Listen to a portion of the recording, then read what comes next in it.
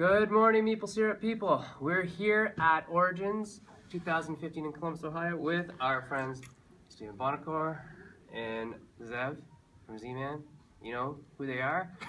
Now, we're going to ask some questions this morning, and forgive me if I stutter, forgive me if my words kind of jumble together. I'm pretty darn tired.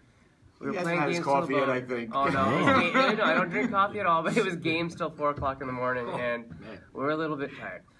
He's a wuss. Yeah, we got talk today with Z-Man, Stronghold. Let's get going.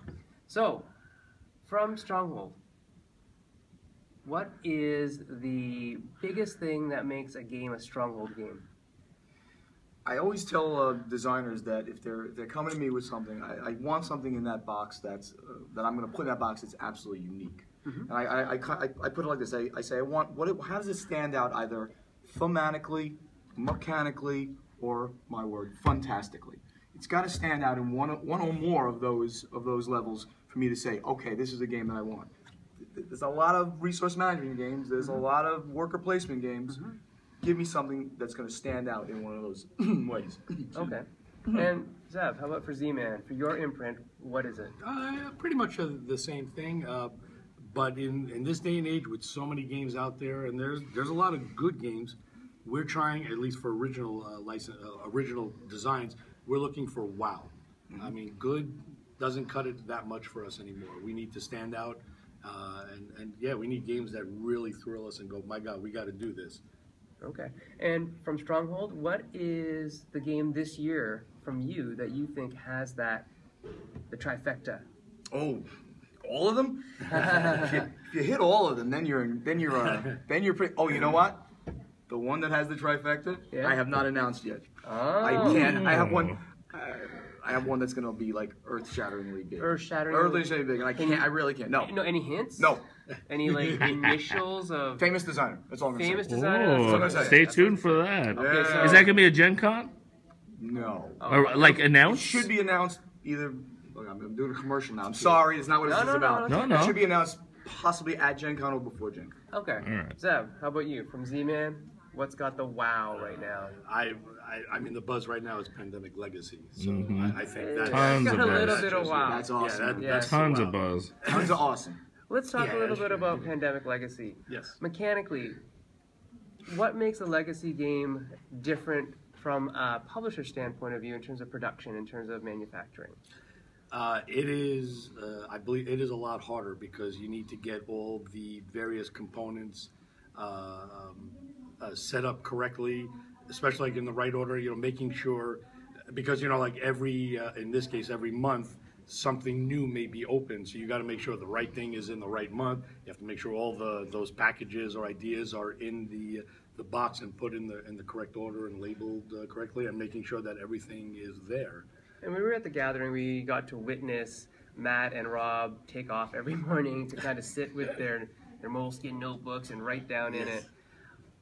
From the publisher's point of view, what do you take from their writing, and how do you give them direction? There's two brains like that. Well, in this case, I mean, we give them a lot of freedom. I mean, Matt knows Pandemic. I mean, there's no doubt about it. We've had several releases, so he's intimately familiar with the world. So he knows what needs to be done and to make it correct, and also good mechanically to make sure everything follows properly, is not broken.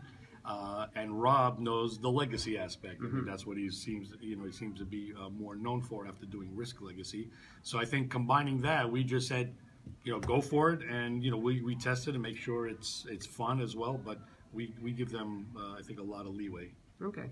And so talking about properties that have brand extensions, the thing that you guys have done was the Space Cadets, and then the next one. And the next one. And the next one? Well, no, that was Space Cadets. Oh, right, yes. Then Space Cadets Dice Duels, and Space Cadets Away Missions, which is coming up. That's a huge release for me this year. Good. Okay, how do you handle brand extension? What are you looking for to make the next game? Is it always going to be the same designers, or would you look for other designers to extend a brand for you? It's nice to keep it within the same designers because, like as I've mentioned, they know the universe that they're putting it in. But for Away Missions, a game was pitched to me that was completely. It was not by the Engelsteins, obviously. And I said, this game is amazing. We can do this with miniatures. Why don't I put this into the Space Cadets universe? And it will sell based on that portion plus its other great gameplay. And I blew that game out crazy with 102 plastic miniatures and stuff like that. So I like to try to keep it with a given designer. Certainly, the designer in a lot of times wants that to happen. But I actually went to Zev. I went to Jeff and family, and I said, do you mind if I do this? And they were like, oh, absolutely, man. It's going to help the brand in general. It's going to sell more of the other games as well. Excellent. So, I was wondering how you handled that. That's great. And from Stronghold, is Pictomania the first party game that you guys have done? Well, I have Going, Gone as well. Oh, yes. So that would be, I guess, the first party game. Pictomania was a joy to pick up because I've always wanted to work with Vlada. Yeah. Vlada Schwab. Who doesn't? Who doesn't want to work with Vlada? I mean, just amazing. I mean, he was a genius designer, and couldn't. I was not able to because he's obviously so tied into CGE, and then when he did Mage Knight outside of that, it took him so much time. And we're good friends. We see each other all the time at Essen and the Gathering. We just never could. Pegasus Spiele in Germany had the license for that, so they licensed it to me, and that was just great. So it's doing great for us too. So I'm very happy about that. Licensing from both sides of the fence. How do you deal with licensing to another company? How do you deal with licensing from another company? And what's in it for the designer? For the designer, I mean, that's easy. I guess it's just more exposure, more availability when you do it in multiple languages and multiple territories. From where they couldn't get the same, like if they only sold it to a German company, great, they're selling it in Germany, but they're not selling it in the U.S. So you need to license it. So for the designer's standpoint, that's great. It's getting their name out, getting their games sold more royalties. Okay, right? So contractually, it's just going to act fairly similarly usually, or is there? They still get a percentage of what is made, whether we're licensing from a publisher. Well, in that case, if we're licensing from another publisher, the designer is getting paid by them. Right. We pay the publisher we're licensing from. So we get the fee there, and then out of that, they pay the designer. The other way around, if we license it to someone else, the money we get from that, then the designer gets a portion of it. Is that you guys almost spearheaded that whole? I mean, you and Rio, you kind of bringing those great games over, and I got to say that I stole that idea too. I mean, it's a great. I mean, it's just a great way to pick up known quantities, known quality products that are being done outside of the U.S. and then bringing it to the U.S. Right, and for me and Zev, we have worldwide distribution. We'll sell across the world to the rest of the English-speaking world as well. Right. So that's been a great thing for us to really expand the line. Right. Yeah. So it's a known quantity. The risk has been initially assumed by the other publisher. There's buzz created already. We want that in America. We want that in Canada. Exactly. And you guys fill that void. Exactly. Find that need, fill the void. Excellent.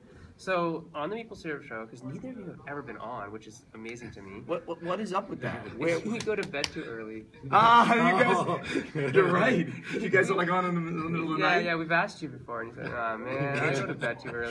Can't you come on? And then we just always miss you because you're just a busy guy.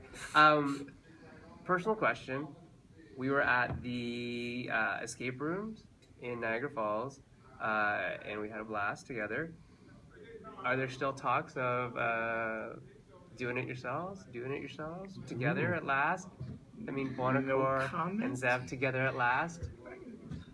I guess we're thinking about it. Yeah, we're investigating. We're investigating. Investigating leads to investing, and that's all good. Yes, awesome. It does. So hopefully someday we'll get to see how Z-Man and Stronghold come together at last, like nuts and gum, and nuts and gum.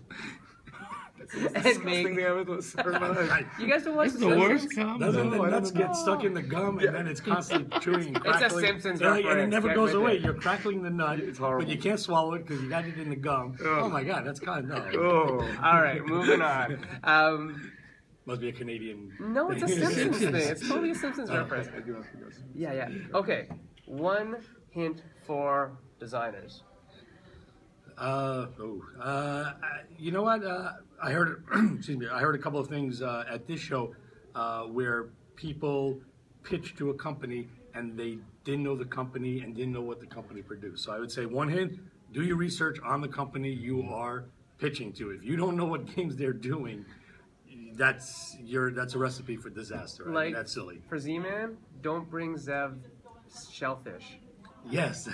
Does not like shellfish. No crustaceans. No crustaceans. And Sea bugs. sea bugs, that's right. Yeah. And for You can bring me all the shellfish. I love He it. likes the I shellfish. even like shellfish. Yeah. I'll take the shellfish. Yeah. and for Stronghold, what's one piece of advice you can give designers? Yeah, get to the point.